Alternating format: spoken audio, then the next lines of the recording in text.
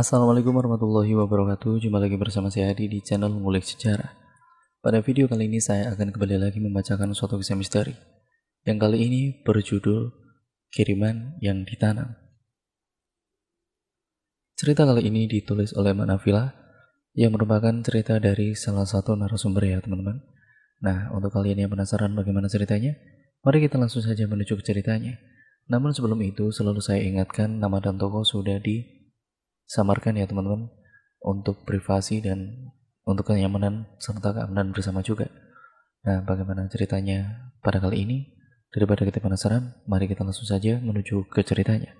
Perhatikan baik-baik karena ceritanya akan segera saya mulai.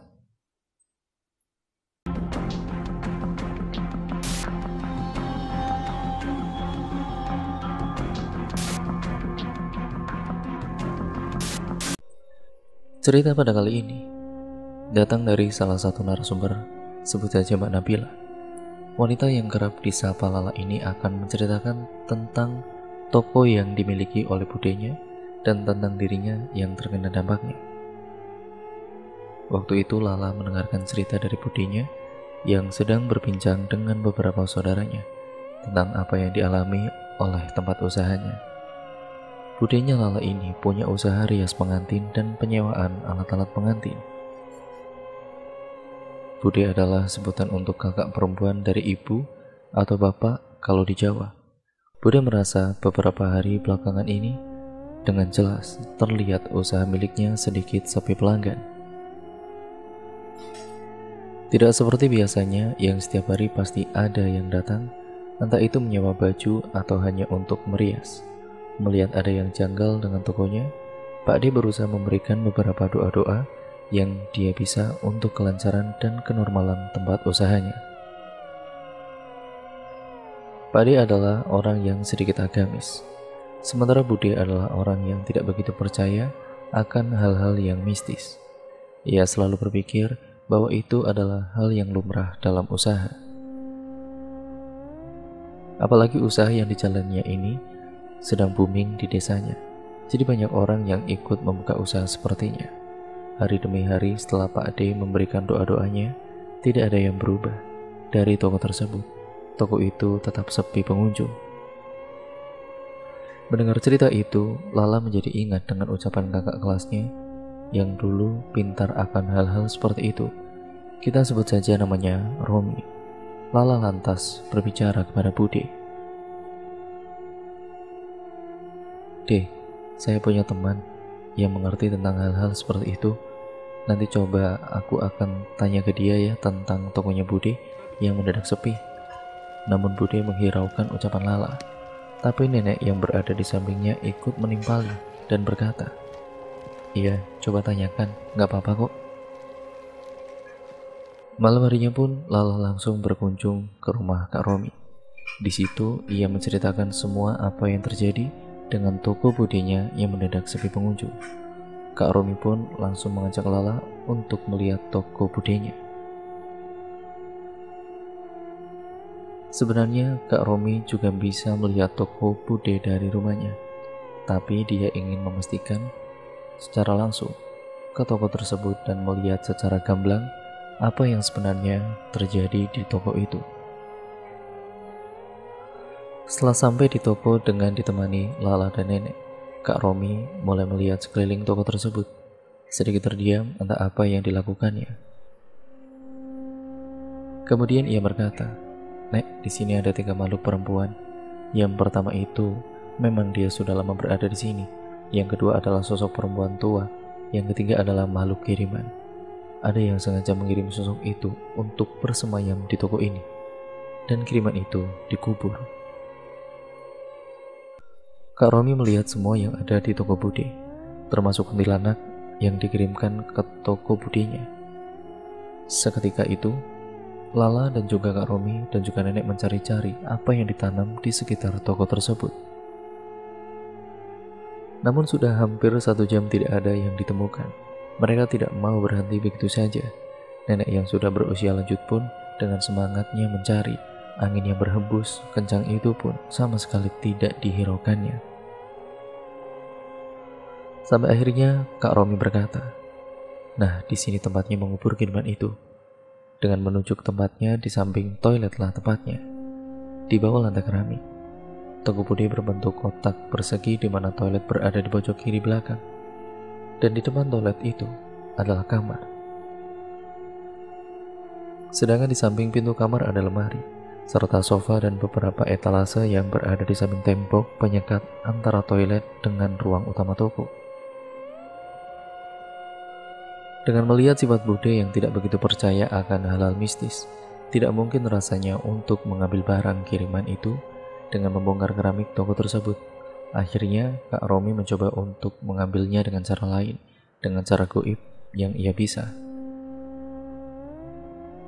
Malam itu, Kak Romi yang sudah mengetahui letak barang kiriman memutuskan untuk pulang dan akan mengambil barang itu esok harinya karena waktu sudah menunjukkan pukul 10:30 malam.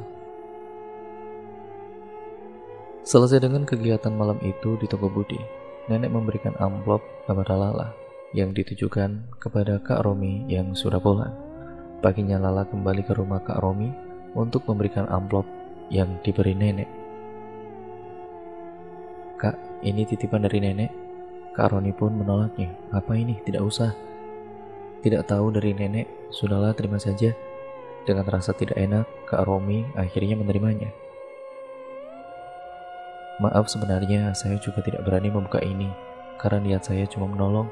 Nanti kalau saya menerima semuanya, saya takut disangka yang tidak baik sama orang."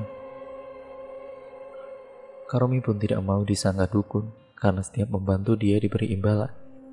Lama berbincang di rumah Kak Romi, tiba-tiba Kak Romi bilang kalau nanti malam dia akan ke toko lagi. "Nanti malam, saya mau ke toko Budimu lagi lah, untuk melakukan pengambilan barang kiriman itu." "Lah, kenapa Kak? Bukannya tadi malam sudah selesai?" "Belum, tadi malam saya mau melakukan tapi keburu malam." Dan tidak hanya itu saja, di situ Kak Romi menceritakan apa yang sebenarnya terjadi pada malam ketika ia pulang dari toko Budi. Selepas pulang, ia masuk ke rumah. Tidak beberapa lama pintu rumah ada yang mengetuk. Mendengar suara ketukan tersebut, sontak ibu Kak Romi berniat membukanya, memiliki firasat yang tidak enak. Dalam hati Kak Romi berkata, "Lah kan pagar rumah sudah saya kunci, kok bisa ada yang mengetuk pintu?" Dengan tergesa Kak Romi pun menghampiri ibunya yang berada di dapur dan melarang ibunya membuka pintu rumah. "Tidak usah Bu, saya saja yang membukakan." Nah, pada saat membuka pintu, Kak Romi dibuat kaget dengan apa yang dia lihat di depan pintu rumahnya.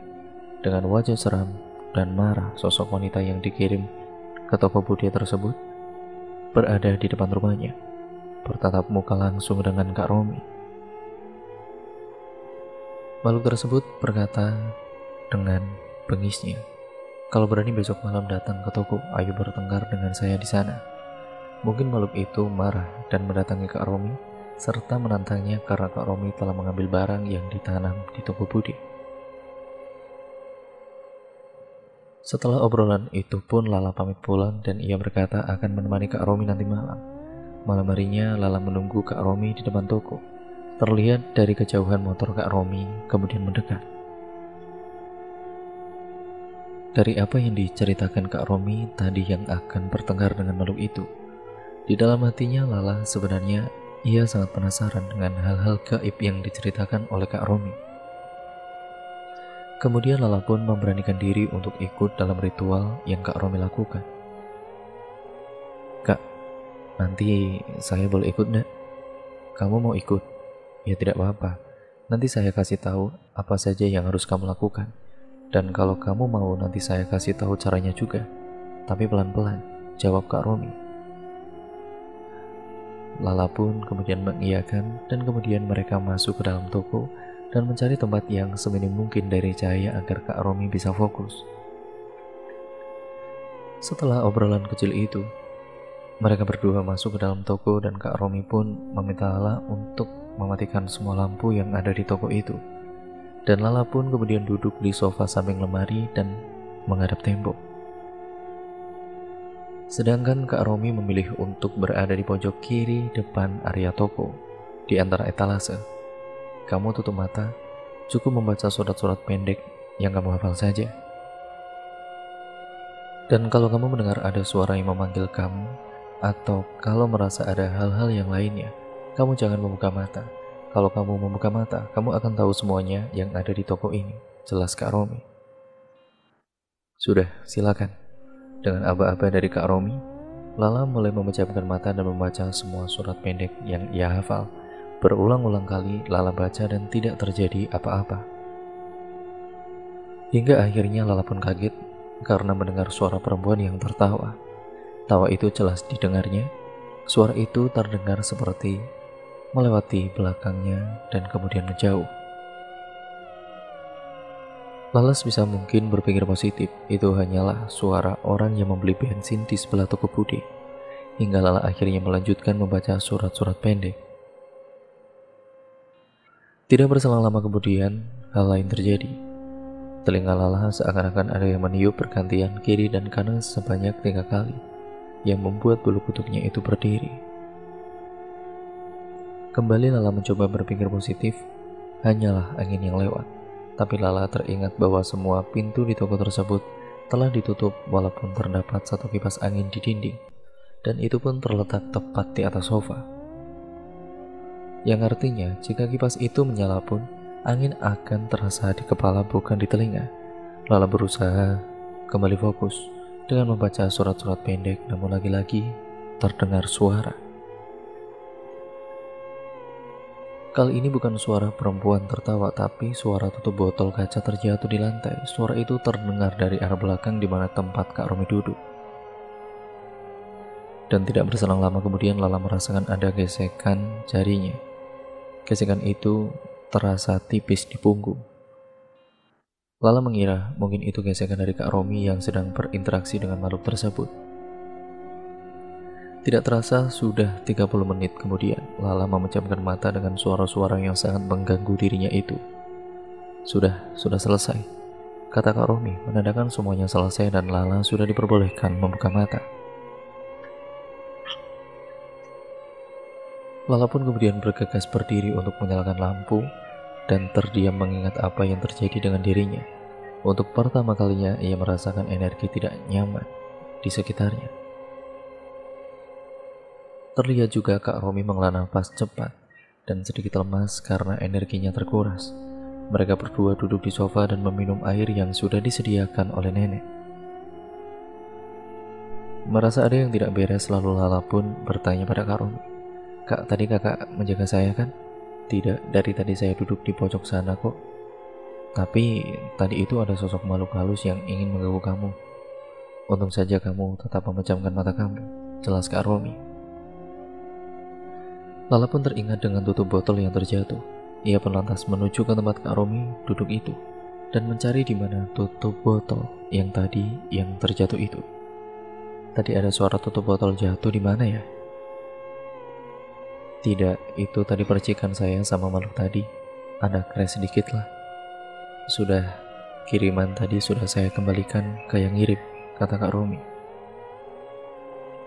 Untung kamu tidak membuka mata. Kalau kamu membuka mata kamu akan tahu semua makhluk apa saja yang ada di toko itu dan di sekitarnya. Kalau kamu belum siap melihat yang seperti itu, resikonya besar. Kamu bisa depresi dan akhirnya gangguan jiwa. Ya sudah kak, aku tidak usah kakak ajari saja, balas Lala, karena ia takut tidak bisa menanggung resiko itu. Baru mendengar suara-suara saja ia sudah dibuat merinding, apalagi jika melihat wujud asli dari sosok gaib itu secara langsung. Malam itu juga Lala dan Kak Romi singgah sebentar di rumah Bude, sekedar memberitahu apa yang terjadi di tokonya. Malam itu selesai dengan perasaan Lala yang masih terbayang apa jadinya jika ia membuka mata kala itu. Semua bayang-bayang aneh itu bercampur di pikirannya. Malam itu setelah mengantar Kak Romi ke depan toko, Lala melangkahkan kaki menuju rumahnya yang berada di belakang samping toko Bude. Namun Lala merasakan pundaknya yang begitu berat di malam itu. Dan tidak hanya itu saja, badannya rasanya lemas seperti habis kerja rodi. Padahal Lala hanya duduk berdiam diri, tidak melakukan apa-apa yang menguras tenaga. Perutnya pun rasanya mual, dengan tangan dan juga kaki gemetar yang benar-benar sangat hebat. Dengan napas yang tersengal-sengal, rasanya malam itu sangat lemas. Setelah sampai di rumah Lala, bergegas menghubungi Kak Romi. Lala menanyakan tentang apa yang ia rasakan. Kak Romi berkata, "Tidak apa-apa, besok ikut saya saja. Saya juga mau cerita dan juga mau main ke rumah paman saya." Lala pun kemudian hanya mengiyakan saja tanpa protes. Esok harinya, di depan sekolah Lala bertemu Kak Romi dan dia melakukan sesuatu pada pundaknya. Entah apa yang ia lakukan, pundaknya Lala terasa sedikit ringan setelahnya. "Sudah, itu tadi malam ada yang lewat, yaitu monyet. Dia suka sama kamu. Sekarang kamu ditandai oleh monyet itu," kata Kak Romi. "Ditandai gimana, Kak?" tanyanya. "Iya, karena kamu tadi malam ikut saya, jadi badanmu itu ibaratkan sudah bolong. Jadi bisa dimasuki makhluk seperti itu. Tenang, bisa ditutup, tapi ya pelan-pelan, tidak bisa langsung tertutup," jelas Kak Romi. Hari demi hari setelah kejadian 2 malam tersebut, toko Bude kembali normal seperti biasanya. Ada pelanggan yang berkunjung di toko Bude. Sampai sekarang entah siapa yang menanam sesuatu di toko Bude Lala, karena Kak Romi tidak mau menyebutkan siapa pelaku sebenarnya. Ya karena tentu saja bisa menimbulkan sebuah fitnah. Yang penting toko budemu sudah kembali normal seperti sebelumnya. Masalah siapa pelaku yang mengirim itu biarkan saja. Doakan saja orang itu biar tobat dan tidak melakukan hal semacam itu lagi yang berhubungan dengan makhluk gaib, karena nantinya dia bisa celaka sendiri. Dan setelah kejadian tersebut, Lala merasa dirinya lebih sensitif terhadap hal yang tidak kasat mata, seperti suara-suara yang dia dengar dan juga bayangan yang mungkin hanya halusinasinya Lala saja. Dan cerita pun akhirnya selesai sampai di sini ya teman-teman. Terima kasih untuk kalian semua yang sudah menyimak video kali ini dan cerita kali ini. Mungkin cerita ini lumayan agak pendek, jadi mungkin hanya sampai sini saja ya teman-teman. Dan terima kasih untuk kalian semua yang sudah menyimak cerita kali ini dan video kali ini. Bagaimana menurut kalian? Kalian bisa komen di kolom komentar. Jangan lupa juga untuk kalian tetap like, komen, dan share video kali ini sebanyak-banyaknya. Dan jangan lupa pula untuk kalian klik tombol subscribe serta nyalakan tombol lonceng notifikasinya agar kalian tidak ketinggalan video terbaru selanjutnya dari channel ini. Dan itu semua dari kalian mendukung channel ini agar channel ini bisa berkembang menjadi channel yang jauh lebih baik lagi ke depannya. Nah, baik buruknya yang terkandung dalam cerita kali ini, semoga kalian bisa mengambil hikmah serta pembelajarannya yang terkandung di dalamnya. Yang baik kalian ambil, yang buruk kalian buang jauh-jauh, dan jadikan itu semua sebagai pembelajaran untuk kita semua agar kita menjadi manusia yang jauh lebih baik lagi ke depannya. Intinya, apapun itu jangan sampai kita melakukan hal-hal yang seperti yang dilakukan si pesaing itu terhadap toko budenya Lala ya teman-teman, karena itu merupakan perbuatan yang tercela dan tidak baik, yang merugikan diri sendiri maupun nantinya merugikan orang lain. Nah, karena cerita ini kita bisa ambil pelajarannya, karena semua itu pasti akan kembali ke diri kita sendiri. Oh iya, untuk kalian yang mempunyai pengalaman horor, entah itu yang kalian alami sendiri ataupun saudara kalian bisa kirimkan cerita kalian melalui alamat email kami yang sudah tertera di kolom deskripsi video kali ini. Nah, entah itu pengalaman kalian sendiri ataupun pengalaman dari teman kalian, saudara kalian, apapun pengalaman horor itu, kalian bisa kirimkan ke sini ya teman-teman, yang nantinya bakalan disadur ataupun ditulis oleh Manavila, yang nantinya juga akan saya bacakan di channel ini. Jadi tunggu apa lagi? Apabila kalian memilikinya, kalian bisa kirimkan kemari ya teman-teman. Sekian dan terima kasih. Jangan lupa terus ikutin video terbaru selanjutnya dari channel ini. Sampai berjumpa di video terbaru selanjutnya ya teman-teman. Kurang lebihnya mohon maaf apabila banyak kesalahan kata ataupun artikulasi saya kurang jelas, ataupun mungkin narasi saya terlalu cepat atau mungkin terlalu lambat. Jadi saya mohon maaf sebesar-besarnya. Sampai berjumpa di video terbaru selanjutnya. Wassalamualaikum warahmatullahi wabarakatuh.